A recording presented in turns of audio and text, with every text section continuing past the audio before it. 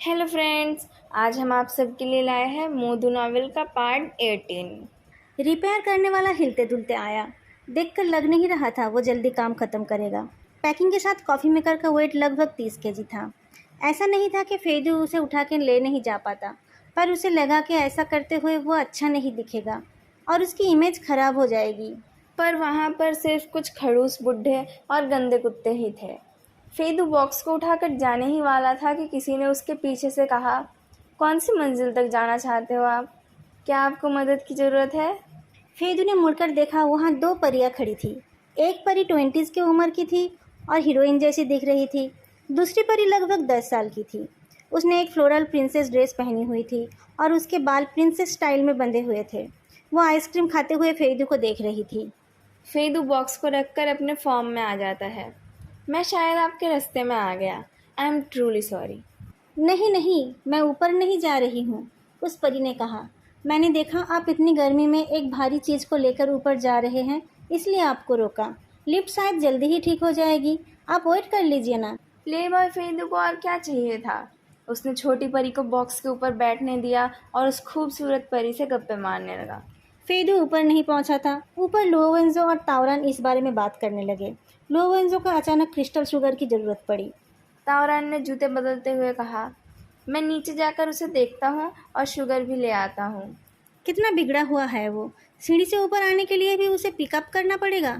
कहते हुए लुओवेंजो भी जूते पहनने लगा। तुम कहाँ जा रहे हो? तुम्हें पता नहीं है कौन सा शुगर लाना है? फेदू को फ्लर्ट करते देख लुओवेंजो की आंखें जलने लगी। उसने कहा, क्या तुम्हारे पास पैर नहीं है? तुम सीढ़ियाँ भी नहीं चढ़ पाते हो? तावरान उसके पीछे था। अचानक वो अटेंशन पोजीशन में खड़ा हो गया और हकलाते हुए कहा, चैंग चैंगनिंग।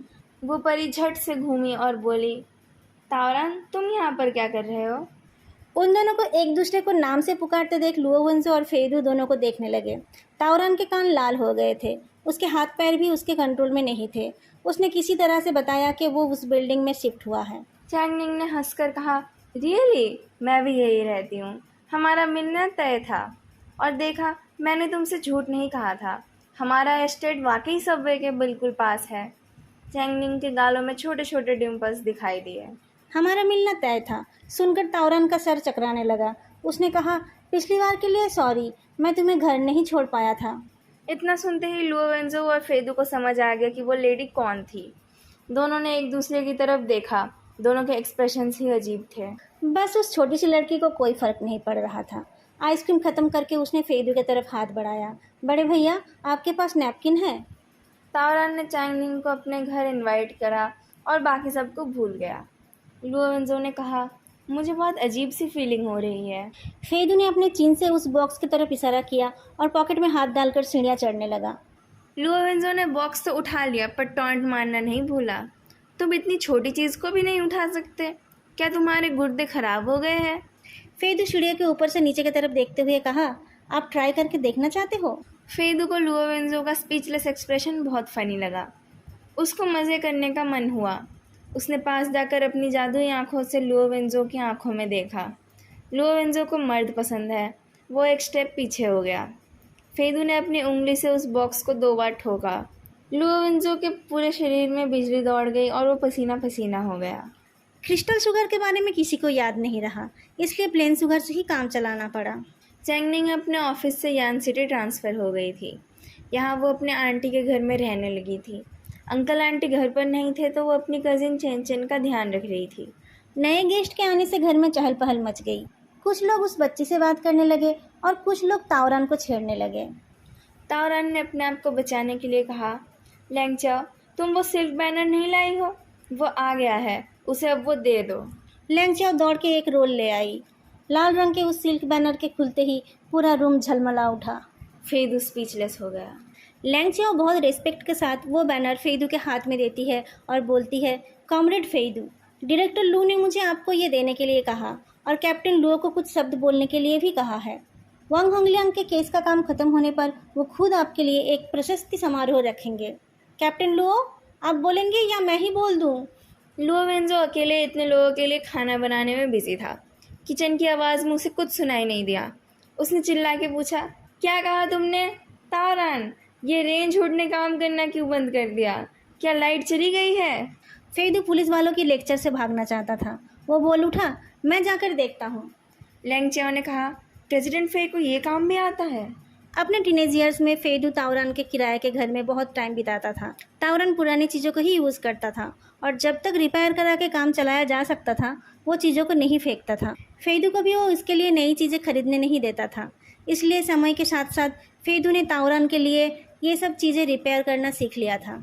बिल्डिंग पुरानी थी और उसका इलेक्ट्रिक सिस्टम भी। पावर बॉक्स खोलते ही पता चला कि उसकी फ्यूज़ उड़ गई थी। ताओरान अभी अभी आया था, उसके पास कुछ अरेंजमेंट नहीं था।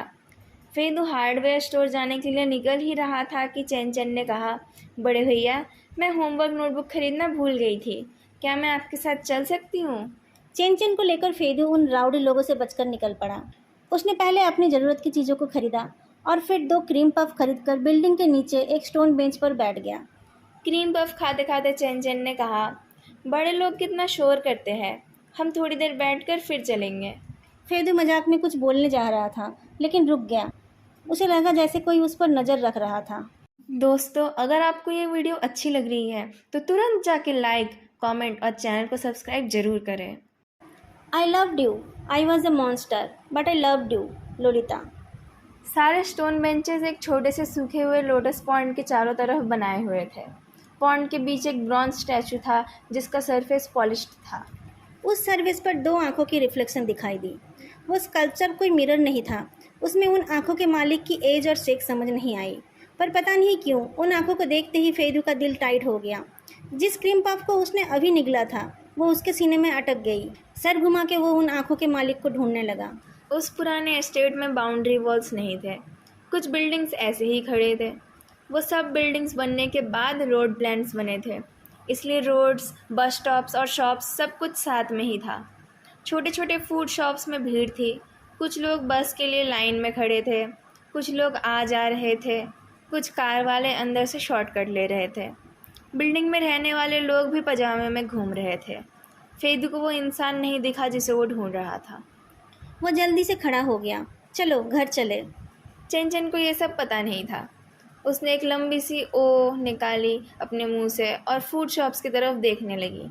अपनी उंगली से क्रीम को चाट कर उसने कहा, मेरे पास कुछ और पैसे हैं, आपने मुझे क्रीम पफ खिलाया, मैं भी आपको कुछ खिलाती हूँ। फिर कभी। फेदू ने उसके सर को धक्का दिया। हम लंच करने वाले हैं। चैन चैन को उठकर फेदू के पीछे चलना पड़ा। पर मुझे लंच पसंद नहीं है, उसमें बहुत सारी ऐसी डिशेस होती है जो मुझे बिल्कुल अच्छे नहीं लगते। मुझे भी, फेदू ने फ्रैंकली कहा, पर यह प्रॉब्लम ज़्यादा दिन के लिए नहीं है। जैसे ही तुम बड़ी हो जाओगी तुम अपने पसंद का खाना खरीद पाओगी। किसी को पता भी नहीं चलेगा कि तुम खाने में नखरे करती हो।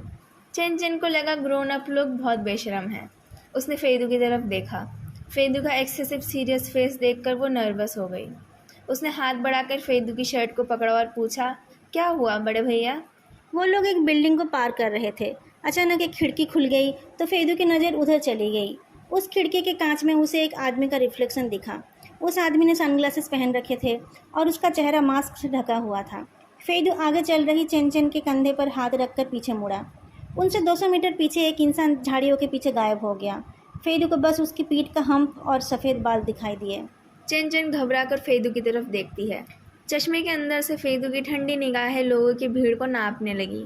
उसने पूछा, तुम्हें स्कूल से लेने कोई आता है ना? हाँ, मम्मी पापा होते हैं तो वही जाते हैं, नहीं तो दीदी सबवे से ले आती है। अगर उनका ओवर टाइम होता है तो मैं स्कूल में ही वेट करती हूँ। एक टीचर हमेशा हमारे साथ होते हैं। तुमने कभी कोई अजीब दादाजी को तो नहीं देखा? चैन चैन सोचकर ना में जवाब देती है और वो दोनों अपने बिल्डिंग के अंदर चले जाते हैं। कुछ देर बाद एक झुका हुआ बुढ़ा सा आदमी बस स्टॉप साइन के पीछे से निकल आता है। उसका फेस कवर किया हुआ था और उसने एक बड़े साइज़ का सनग्लास पहन रखा था। एक हाथ में एक लाठी लेकर वो अंधे के जैसे चल रहा था। आसपास के लोगों ने उस पर ध्यान नहीं दिया। काले रंग के चश्मे का बहुत फ़ायदा है। कोई उसकी आंखों को देख नहीं सकता है, पर उसकी लालची आंखें सबको देख सकती है। उसकी नज़र उस जगह पर थी जहाँ कुछ देर पहले वो लड़की थी। उस फ्लोरल ड्रेस में और क्वार्ट्स हेयर पिन में वो लड़की ऐसे खिल रही थी जैसे कि उससे ज़्यादा चमकदार कुछ और है ही नहीं। पर एक स्नेक मॉन्स्टर ने उस फॉरबिडन फ्रूट को गार्ड कर रखा था। उसकी ठंडी निगाहों को सोचकर यह आदमी फिर से कांप उठा।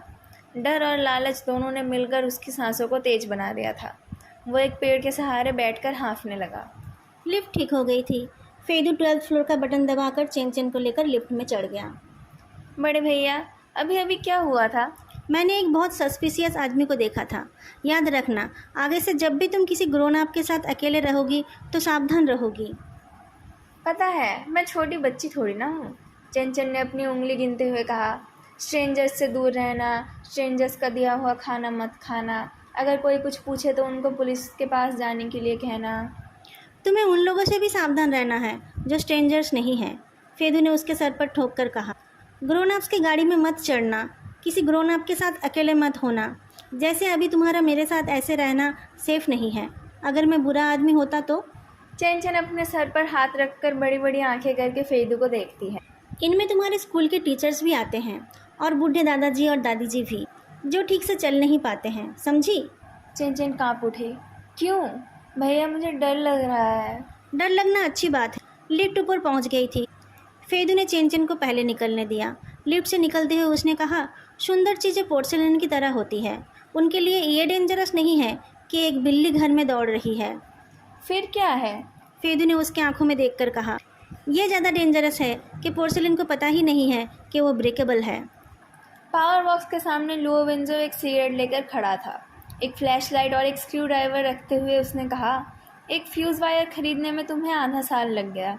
थोड़ा और टाइम लगाते तो फ्रिज में रखी हुई मछली भी तैरने लगती। चेंचन दौड़ के अपार्टमेंट के अंदर चली गई। फेदू ने चुटकियों में फ्यूज़ ठीक कर दिया। फेदू की तरफ देखते हुए लुओ वेंजो कुछ सोचने लगा। फेदू के लिए उसके मन में दो तरह के विचार आते हैं।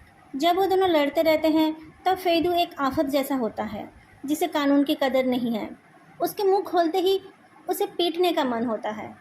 पर जब वो अपना मुंह बंद करके अच्छा बिहेव करता है तब लुओ वेंजो को वो गेट पर बैठा लड़का याद आ जाता है। उस टाइम वो एक बड़े भाई की तरह उसकी केयर करने लगता है। पर कुछ देर पहले सीढ़ी में उसका जो बर्ताव था उससे लुओ वेंजो को लगा कि ना तो वो एक आफत है और ना ही एक बच्चा। वो एक अट्रैक्टिव यंग मैन है जो नॉलेजेबल और टैक्टफुल है। और साथ में उसके पूरे बॉडी में एक पोस्टर लगा हुआ है जिसमें लिखा है, आओ कभी मेरे बेड में। अगर वो फेदू ना होता, अगर, लुओ वेंजो ने सोचा, काश ये अगर ना होता। खाना खाते टाइम भी लुओ वेंजो एब्सेंट माइंडेड था। तावरन का टेबल छोटा था और लोग बहुत ज़्यादा। सब प्लेट्स ठीक से रखने की जगह नहीं थी। सारे डिशेस को हिस्से में बांटकर सर्व किया गया था। लुओ वेंजो ने गलती से फेदू के प्लेट में एक बड़ा सा प्लेन शुगर हैम हॉक दे दिया। देने के बाद उसे याद आया कि वो राजकुमार तो घुटनों के नीचे का हिस्सा नहीं खाता है। पर फेदू चुपचाप वो खाने लगा। फेरेंजाइटिस की तरह शायद ये भी उसकी एक बकवास ही होगी। फेदू और चैंगनिंग को छोड़कर बाकी सब सिटी ब्यूरो से थे, पर वो दोनों ही ज़्यादा बोलने वाले लोग थे। चैंगनिंग 2 बोतल रेड वाइन ले आई थी जिसे उसने चेंचन को छोड़कर बाकी सबको सर्व किया था। फिर उसने तावरन को अपार्टमेंट खरीदने के लिए बधाई दी। लैंगजिया को समझ आ गया था कि तावरन चैंगनिन को पसंद करता है। उसने उसकी तारीफ़ की पूल मारनी शुरू कर दी। उसने बताया तावरन कितना डेडिकेटेड है, छोटे बच्चों और छोटे एनिमल्स को कितना प्यार करता है, वो कैसे लुओ वेंजो से सब जूनियर को बचाता है। फेदू ने कहा, ताऊ भैया वाकई बहुत ठंडे दिमाग के हैं। कम उम्र में मैंने उनको बहुत तंग किया है। जब उनके अपने बच्चे होंगे तब वो एक आदर्श पिता बनेंगे। तावरन का फेस लाल हो गया था। वो अपने दोनों हाथों को हिलाने लगा, पर चैंगनिन क्यूरियसली फेदू की तरफ देखने लगी। फेदू ने बताया कैसे उसकी माँ की मौत के बाद तावरन ने उसका ध्यान रखा था। फिर उसने कहा, दीदी आप इस बात पर ध्यान मत दीजिए कि उन्होंने कैसे एकदम जीरो से सब कुछ शुरू किया है। जब वो किसी के लिए केयर करते हैं तो वो उनके लिए कुछ भी कर सकते हैं। सबके एडवर्टाइजमेंट सुनकर चैंगनिन को ये लगा कि तावरन के साथ सबका कितना अच्छा रिश्ता है।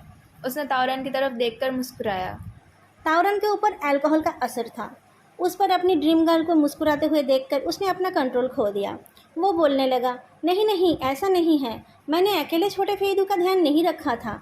सब लोग तुम्हारे बारे में सोचते थे। मेरे सीफू भी तुम्हारे बारे में पूछते रहते थे। और लुओ वेंजो, वो कभी बताएगा नहीं, पर वो चुपके से तुम्हारा ध्यान रखता था। वो जो तुम्हारा गेमिंग मशीन है वो उसी ने मुझे। लुओ वेंजो टेबल के नीचे से तावरन को किक मारता है, पर तब तक उसने वो बोल दिया था जो उसे बोलना नहीं था। तावरन एक कार्टन के ऊपर गिर पड़ा और उस कार्टन के अंदर से बहुत सारे बुक्स और नोटबुक्स निकल गए। लैंगचाओ ने लुओ वेंजो के सीने में कोनी मारकर कहा, बॉस आपने ऐसा किया था, ये कितना एम्बैरेसिंग है। एक बूंद शराब पेट में क्या गया, तुम कुछ भी बोले जा रहे हो। लू वेंजो अपनी जगह से उठकर कार्टून से गिरे हुए चीज़ों को उठाने लगा। एक पुरानी नोटबुक उठाकर उसने कहा, सीफू की पुरानी नोटबुक तुम्हारे पास क्या कर रही है? पेंसिल से बनाई हुई एक पोर्ट्रेट उस नोटबुक से गिर गई। वो ड्राइंग एक तमीज़दार इंसान की थी। उस तस्वीर पर 20 साल पुराना एक डेट था और साथ में एक नोट भी लिखा हुआ था, ऊ गुआंगचुआन, 6 लड़कियों की बॉडी अभी तक नहीं मिली है। अगर आप लोगों को आज का ये पार्ट अच्छा लगा हो तो लाइक, कमेंट और चैनल को सब्सक्राइब करना मत भूलना। फिर मिलेंगे अगली वीडियो में, तब तक के लिए बाय।